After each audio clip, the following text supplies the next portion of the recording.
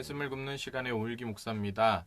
네, 오늘 토요일 아침 하나님 말씀 가운데 나오신 여러분들을 축복합니다. 오늘도 말씀을 굽는 시간, 그 시간 속에서 하나님께서 우리에게 주신 은혜 나누게 되길 소망하는데요. 이 토요일 아침 하나님께서 우리에게 주신 말씀은요, 창세기 46장의 말씀입니다. 1절에서 7절까지의 말씀인데요. 제가 하나님의 말씀 봉독합니다. 이 말씀을 봉독할 때에 살아계신 하나님의 음성을 들으시게 되길 바랍니다. 하나님의 말씀입니다. 이스라엘이 모든 소유를 이끌고 떠나 브엘세바에 이르러 그의 아버지 이삭의 하나님께 희생 제사를 드리니 그 밤에 하나님이 이상 중에 이스라엘에게 나타나 이르시되 야곱아 야곱아 하시는지라. 야곱이 이르되 내가 여기 있나이다 하며 하나님이 이르시되 나는 하나님이라 내 아버지의 하나님이니 애굽으로 내려가기를 두려워하지 말라. 내가 거기서 너로 큰 민족을 이루게 하리라. 내가 너와 함께 애굽으로 내려가겠고 반드시 너를 인도하여 다시 올라올 것이며 요셉이 그의 손으로 내 눈을 감기리라 하셨더라. 야곱이 브엘세바에서 떠날새 이스라엘의 아들들이 바로가 그를 태우려고 보낸 수레에 자기들의 아버지 야곱과 자기들의 처자들을 태우고 그들의 가축과 가나안 땅에서 얻은 재물을 이끌었으며 야곱과 그의 자손들이 다 함께 애굽으로 갔더라. 이와 같이 야곱이 그 아들들과 손자들과 딸들과 손녀들 곧 그의 모든 자손을 데리고 애굽으로 갔더라. 아멘. 네, 오늘도 이 말씀 가지고 하나님의 은혜 나누게 되길 소망합니다. 요셉이 결국엔 형들 앞에서 형님들 내가 요셉입니다 라고 말하는 그 장면이 어제 우리가 나눴던 그 장면, 그 말씀이었잖아요. 꿈의 사람 요셉이 총리가 된 다음에 하나님의 깊은 섭리 가운데 자신의 삶이 있다는 것을 깨닫고 형들에게 올라가서 아버지와 그 모든 소유와 모든 이제 가족들을 다 데리고 고센 땅으로 오라고 얘기를 합니다. 애굽으로 내려오라고 얘기를 해요. 이 전장의 마지막 부분, 45장의 마지막 부분을 보면은요, 야곱이 요셉이 살아있다는 그 말을 듣고서 굉장히 기뻐하고 참 어리둥절해합니다. 왜냐면 죽은 줄 알았던 아들이 살아 돌아온 거잖아요. 참 놀라운 일이 일어납니다. 그러고 나서 46장에 그 아들이 있잖아요. 그 요셉이 국무총리가 돼가지고 막 이렇게 저렇게 잘 살고 막 떵떵거리면서 있는 그 모습을 이 아들들에게 들었단 말이에요. 그럼에도 불구하고 46장 초반에 주저하는 모습을 보여줍니다. 이것이 굉장히 의미가 있다는 것이죠. 1절을 제가 한번 읽어드릴게요. 이스라엘이 모든 소유를 이끌고 떠나 브엘세바에 이르러 그의 아버지 이삭의 하나님께 희생 제사를 드리니. 자, 이 부분이 의미심장한 부분입니다. 왜냐면 처음에 1절에 여기서 얘기하는 이스라엘이라 얘기하는 사람이 누구냐면 야곱이죠. 이 야곱이라는 사람, 요셉이 이야기 속에 가려가지고 야곱에 대해서 여러 가지 그냥 아버지로서만 막 몇 번 이렇게 나왔을 뿐이지만 이 야곱의 삶을 우리가 나눴을 때 뭐라고 얘기를 나눴었냐면 야곱의 삶이 기구했다. 그리고 도망자의 삶을 살았다. 이렇게 이야기를 했었죠. 기억나실지 모르겠습니다. 그런데 오늘 이 야곱이 평생을 이제 떠나는 삶을 살았던 계속해서 이제 도망 다니던 삶을 살았던 사람인데 지금 다시 한번 자신의 삶에서 어딘가로 떠나야 되는 상황이 생기게 된 거예요. 근데 이제 문제는 뭐냐면 이것이 단순히 오늘 말씀에서 우리에게 이야기해주고자 하는 바는 뭐냐면 단순히 야곱한 사람, 야곱이라는 사람이 일군 한 가정에 대한 이야기로만 이거를 보면 안 된다는 얘기예요. 왜냐면 처음에 시작이 이렇죠. 이스라엘이 라고 시작했습니다. 즉 지금 이 일은 뭐냐면 하나님께서 이스라엘 민족을 향해서 행하고 계신 놀라운 그 일들 가운데에 이 사건을 바라봐야 돼요. 그래서 야곱이라고 얘기하지 않고 이스라엘이 모든 소유를 이끌고 떠났다 라고 얘기하는 겁니다. 어디로 갔냐면 브엘세바에 이르는 겁니다. 브엘세바는 어떤 데냐면요, 할아버지인 아브라함이 자기의 아버지 이삭을 키우던 양육하던 장소가 브엘세바예요. 그러니까 어떻게 보면은 뭐랄까 이렇게 얘기할 수 있는 거죠. 이 모든 창세기 족장 시대의 그 이야기의 시작점으로 돌아간 겁니다. 그 시작점에 돌아가가지고 그의 아버지 이삭의 하나님, 이 하나님은 어떤 분이시냐면 야곱의 하나님이기도 하시잖아요. 근데 이삭의 하나님께 희생 제사를 드렸다라고 얘기하는 건 뭐냐면 지금 새로운 떠남, 그 앞에 있는 야곱이 자신의 정체성과 근원과 본질에 대한 고민을 하고 이 가운데 있다는 거예요. 그래서 자기의 하나님께 제사를 드린 게 아니라 자기의 아버지 이삭의 하나님께 라고 여기에 써 있는 겁니다. 근원적인 본질적인 질문을 하기 시작한 거죠. 근데 이 본질적인 질문 결국 무엇이냐? 그게 이제 3절에 나타나 있는데 하나님께서 이 야곱에게 나타나십니다. 그래서 뭐라고 얘기하시냐면 애굽으로 내려가기를 두려워하지 말라고 하시죠. 이게 내려가기를 두려워하지 말라라고 하셨다는 건 뭐냐면요. 여기서 지금 야곱은 애굽으로 내려가는 것을 두려워하고 있다라는 것을 우리에게 얘기해 주는 거예요. 자, 그러면 왜 두려워했을까요? 잘 보시면 창세기의 전체적인 부분에서 애굽은 계속해서 좋지 않은 장소로 묘사가 됐던 장소죠. 아브라함이 기근이 있었을 때 어디로 가냐면 애굽으로 내려갔습니다. 그렇죠.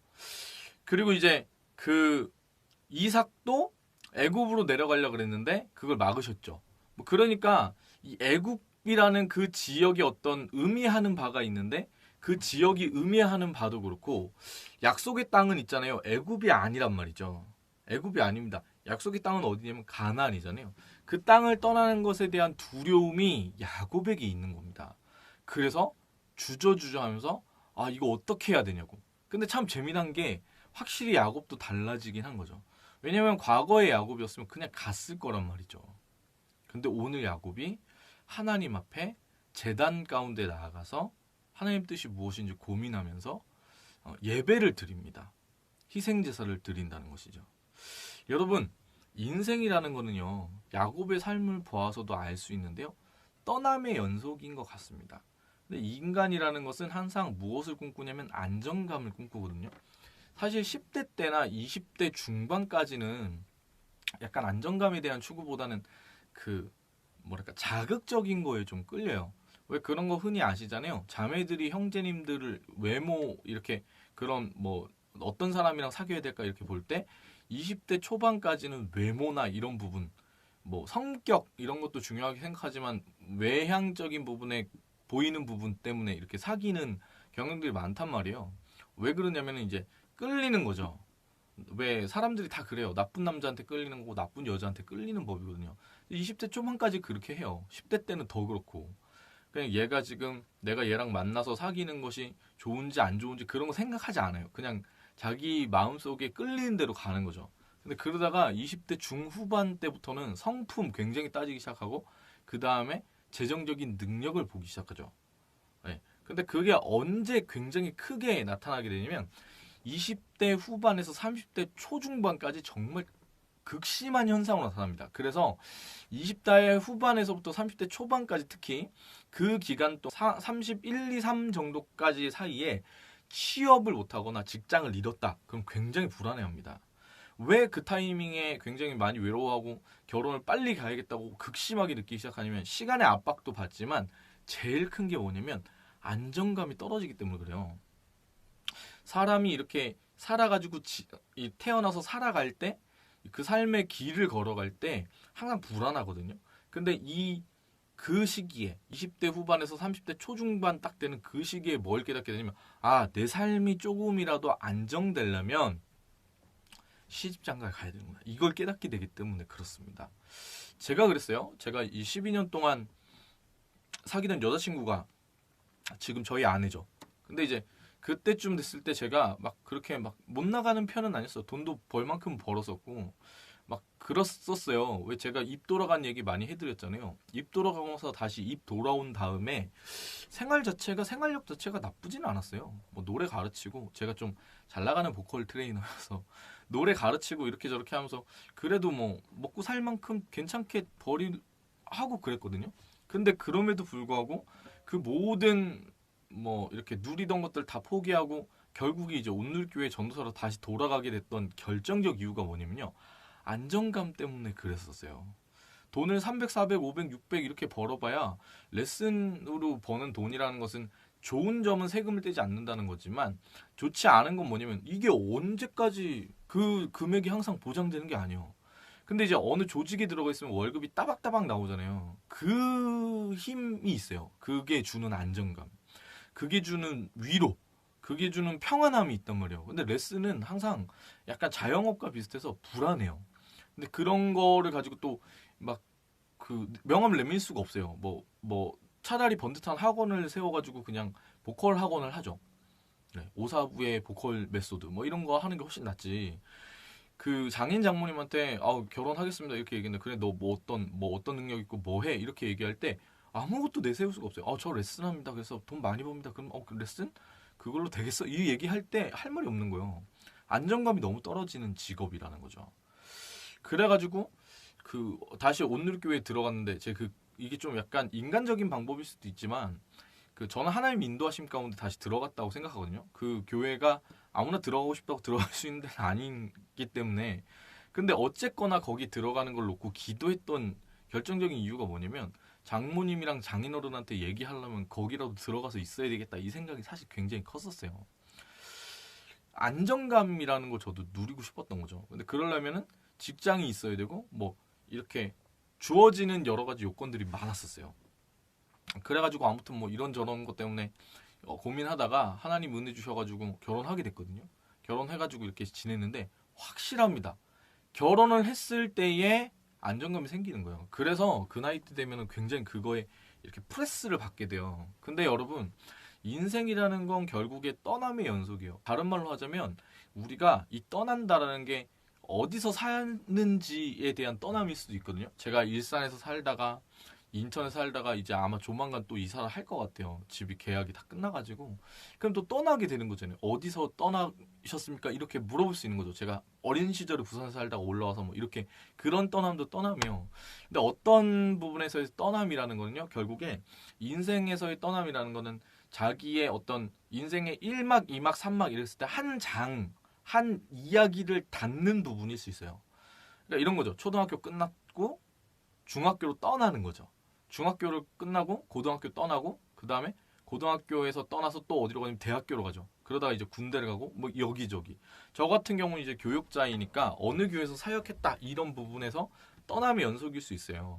제가 뭐 그 교회를 담임 목사가 돼가지고 이렇게 하지 않는 한은 이제 계속 떠나겠죠.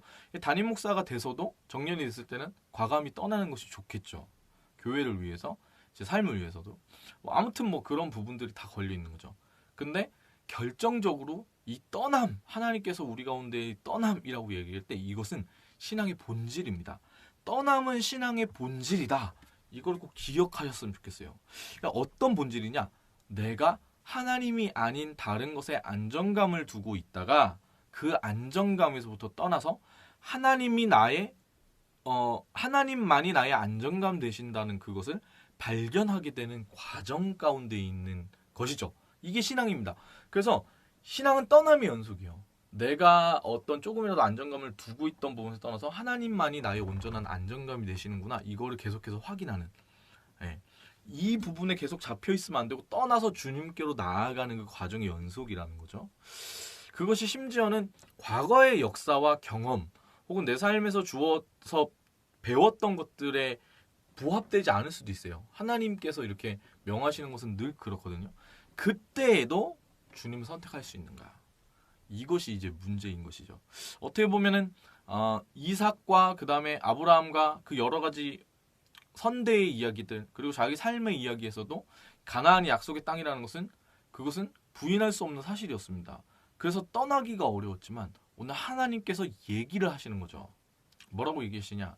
나는 하나님이다. 내 아버지의 하나님이다. 그래 너는 두려워하지 말라. 왜 두려워하지 말라고 하세요? 내가 거기서 너로 큰 민족을 이루게 하리라 라는 그 약속을 주시면서 두려워하지 말라라고 하시는 거죠. 근데 우리 가운데 그때 두려움이 떠나가게 된 결정적 요인은 언제나 한 가지입니다. 하나님이 우리만 보내시지 않습니다. 우리와 함께 하십니다. 네. 그래서 괜찮아지는 거거든요. 우리의 그 신앙적인 부분의 여정이 떠남의 연속이라고 했어요. 근데 어디서 왔고 어디로 가는지가 결국에 떠남이라는 것이잖아요. 어디서 왔고 어디서 갔는지. 여러분 우리가 어딘가에서부터 오고 어딘가로 가는 거예요. 근데 그 인생이라는 거를 우리 스스로는 알죠. 바람은 어디서 와서 어디로 가는지 사실 잘 알 수가 없잖아요. 네. 근데 우리네 삶을 이렇게 볼 때 하나님 앞에서 계속 왔다가 갔다가 하는 연속인데 그 가운데 이제 깨닫는 사람들이 있어요. 뭘 깨닫느냐? 의미, 삶의 본질을 깨닫는 사람들이 있어요. 그냥 어디서 왔는지 그리고 어디로 가는지 고민하지 않는 사람들이 있거든요. 왜냐면 계속 떠나야 되니까. 그 삶 자체가 굉장히 기구하고 굉장히 힘들고 굉장히 어려우니까. 그런데 여러분, 우리 예수님 믿고 나서 그 다음에 알게 되는 것은 무엇이냐면 우리는 하나님께로부터 와서 다시 이 땅 가운데 머물렀다가 다시 하나님께로 돌아가는 사람들이다라는 것을 깨닫게 되는 거예요. 그 모든 것 가운데 하나님이 섭리가 있으셔서 내 삶을 인도하신다는 그 믿음이 그 본질적인 영역 가운데 생겨날 때 그때에 비로소 우리가 용기를 내서 떠날 수가 있는 거예요. 여러분 떠나야 될 시기에 떠나지 못하는 인생이 얼마나 처참한지는 잘 아시죠? 더 뭐 얘기할 필요도 없이 잘 아시잖아요. 여러분 여러분의 삶의 안정감은 어디에 있으십니까? 여러분의 삶에 나를 좀 든든하게 하고 나의 노후나 내가 이것만 생각하면은 기쁨이 나오는 그것이 무엇입니까? 하나님이십니까? 아니면 다른 것입니까? 신앙이라는 것은요, 그곳 가운데 떠나서 주님이 말씀하시는 곳 가운데 가는 겁니다. 그래서 확인하는 거요, 주님만이 나의 안정감이십니다. 네, 여러분 오늘 복된 한 날이었으면 좋겠습니다. 그 하나님이 아닌 다른 안정감에서부터 떠나서 주님이 말씀하시는 그곳 가운데에 나아가는 그런 한날 살아가는 저와 여러분이었으면 좋겠습니다. 교육자들이 특히 그런 거를 많이 경험하게 되는 것 같아요. 저도 이제 이번에 이제 주한교회를 나와가지고 이제 다시 이제 개척하는 교회에 함께 하게 되는 그 꿈을 꾸고 있는데 하나님의 인도하심이라는 게 참 무섭기도 하고요. 보장이 없죠. 하나님은 언제나 그러니까 이 떠남이라는 거에 특별히 이게 어려운 이유가 뭐냐면 하나님은 언제나 명확한 약속을 딱 가지고 이렇게 딱 보여주시면 처음부터 보여주시면 상관이 없잖아요. 근데 항상 들어갈 때 상황은 되게 안 좋은데 약속만 이렇게 내가 너로 큰 민족을 이루게 할 거다 이런 약속만 이렇게 가지고 갈 때가 많은 거예요. 상황은 그렇지 않은 때가 많은 거죠. 네, 저를 위해서 좀 기도 많이 해주세요. 제가 큰 교회에서 사역을만 계속 하다가 이제 작은 교회로 이렇게 생각을 하다 보니까 굉장히 많이 두렵기도 하고 떨리기도 하고 그런저런 마음들이 많이 있습니다. 이 가운데 인간적인 생각으로 뭔가를 결정하는 게 아니라 게다가 제가 몸이 안 좋아서 또 잘 쉬어야 되거든요. 바로 그런 걸 할 수 있는 것도 아니고 제가 그렇다고 이런 부분에 실력이 있는 것도 아니에요. 그냥 주님이 말씀하셔가지고 가는 거예요. 근데 또 그것도 아시죠? 개척교회 하시는 모든 목사님들 다 주님 사명 아닌 사람 없고 주님 뜻 아닌 사람 없잖아요. 근데 다 해서 어떻게 되면 망합니다. 요즘 시대 다 망합니다. 저 역시도 그렇게 될 수 있겠죠. 근데 주님 뜻 가운데 나아가서 그 가운데 그 일 하다가 망했다. 여러분 그거를 우리는 실패라고 생각하잖아요. 사실 그거는 실패 아니에요. 그 망해서 잘 된 거예요. 뭐 제반적인 다른 부분에 걸고 얘기할 만한 게 많죠. 뭐 예를 들어서 그러면 가족들은 어떡합니까? 막 그런 거는 좀 다음에 제가 이 준비하고 있는 여러 가지 다른 컨텐츠들이 좀 있는데 신앙생활 백서, 믿음생활 백서라는 그런 부분에서 제가 막 예를 들어서 이런 부분에 그런 게 있어요. 그 용서해야 됩니다라고 얘기했어요. 근데 다 용서할 수 있나요? 아니 어려워요. 그래서 제가 이렇게도 말씀드렸어요. 힘듭니다. 그거 어렵습니다. 이렇게도 말씀드렸어요. 그럼 이 부분에선 걸리는 건 어디까지가 내가 해야 되는 영역인가를 설정하는 게 되게 중요해요. 하나님께서 행하시는 영역과 내가 해야 되는 영역의 구분이 명확한 그 사람이 행복한 거거든요. 네. 그래서 그런 얘기들을 믿음생활 백서에서 좀 구체적으로 나누도록 하고요.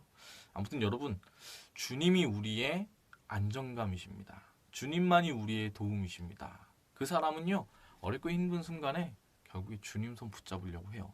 만약에 다른 거 붙잡잖아요? 그러면 예수님 믿는 사람에게 계속 하나님만이 우리의 구원이시라는 걸 증명할 수 있는 여러 가지 그런 일들이 계속 오게 돼요. 왜냐면 그거 통과해야 되는 숙제인 거거든요.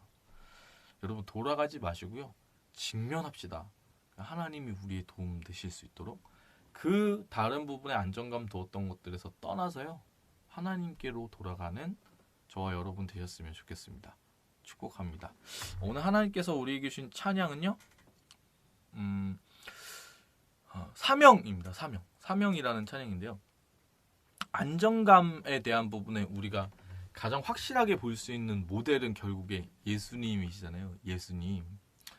예수님의 그 길 따라가는 그 뒤에 이 주님 가신 걸음 따라가는 우리였으면 좋겠어요. 인생이라는 것이 항상 그렇게 예수님께서 하늘 보좌를 버리시고 이 땅 가운데 오셨다가 다시 하늘로 가신 그것이, 그리고 이제 곧 다시 오실 그 예수님, 그분 바라볼 때 우리가 우리 삶의 걸음 걸어가게 되는 줄 믿습니다. 떠나게 되는 줄 믿습니다. 세상의 것이 아니라 하나님을 선택하게 되는 줄 믿습니다. 사명 함께 찬양하시죠. 찬양하겠습니다. 주님이 홀로 가신 그 길 나도 따라가오.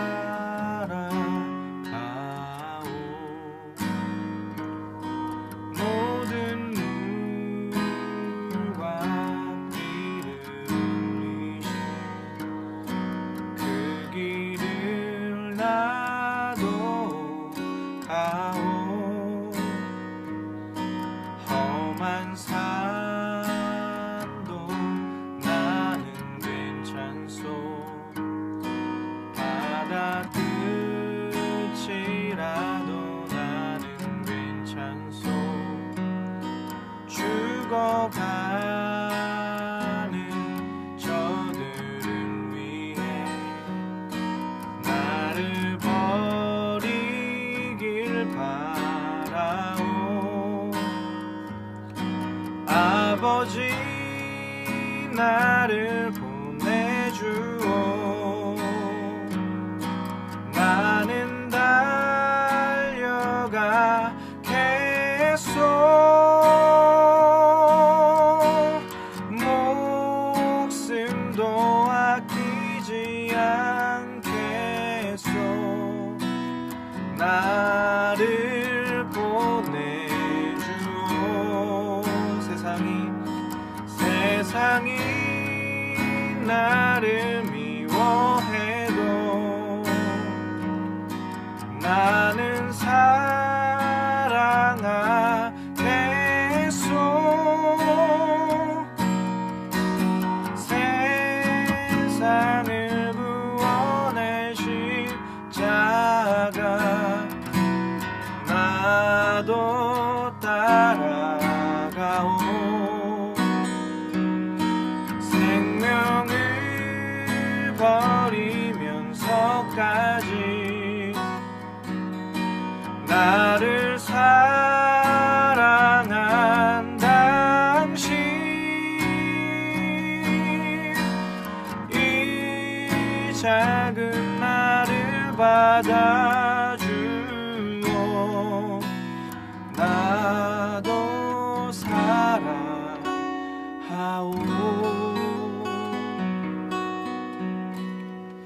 사랑의 주님, 주님 신앙의 그 여정, 우리의 삶의 이야기는 사실 떠남이라고 그렇게 나누었습니다.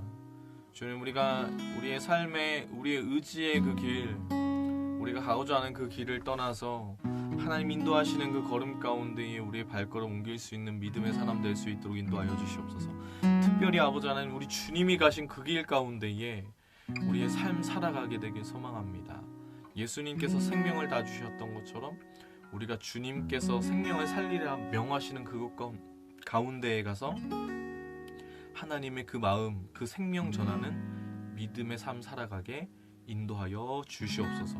주님, 오늘 복된 한날 우리와 동행하여 주시고, 주님, 우리 마음 가운데 하나님이 아닌 주님 다른 안정감 두었던 것들로부터 떠나서 다시 한번 주님을 만나고 주님을 찾고 다시 한번 나의 삶의 그 본질이 있는 그곳 가운데에 예배의 제단을 쌓으며 나아가는 그런 복된 한날 될 수 있도록 인도하여 주시옵소서. 우리가 동행하실 이름을 찬양하고 감사드리며 예수님의 이름으로 기도합니다. 아멘. 네, 화이팅입니다.